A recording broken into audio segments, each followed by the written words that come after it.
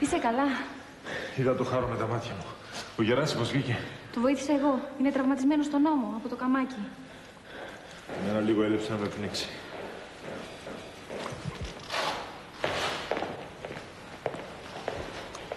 Μας λαχτάρισες. Εγώ λαχτάρισα πιο πολύ από εσάς. Σου ξέφυγε? Ναι. Το μόνο που κατάφερα να το αρπάξω είναι τη φωτογραφική μηχανή. Αυτός δεν πρέπει να είναι ερασιτέχνης δίτης. Γιατί το λες αυτό, τι έγινε? Του ρίξα μια με το καμάκι καθώς κολυμπούσε και δεν τον πέτυχα. Πέρασε λίγα εκατοστά από το σώμα του και χτύπησε ένα βράχο. Γύρω στο κεφάλι του, μας είδε και εξαφανίστηκε. Το Γεράσιμο πώς τον πέτυχε? Όταν κατάλαβε τον κίνδυνο, κρύφτηκε πίσω από ένα βράχο και καραδοκούσε. Εμείς προσπαθήσαμε να το κυκλώσουμε. Όταν ο Γεράσιμος πέρασε από μπροστά του, του ρίξε με το καμάκι και τον πέτυχε. Εγώ πήγαινα από την πίσω πλευρά και τον άρπαξα το λαιμό. Κόλλησα στιράκι του σαν στρίδι και προσπαθούσα να του τραβήξω τον αναπνευστήρα. Να το αχρηστεύσω το σωλήνα με τον αέρα. Κοσμά, αν τον έπνιξες και τον άφησες στο βυθό, πρέπει να μας το πεις.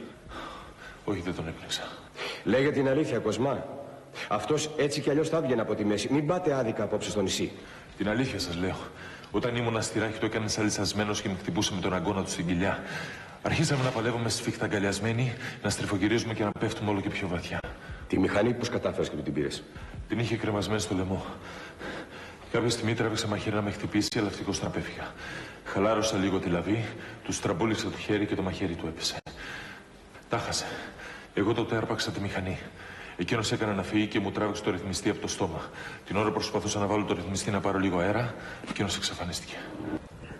Συνήλθες? Εντάξει με τώρα.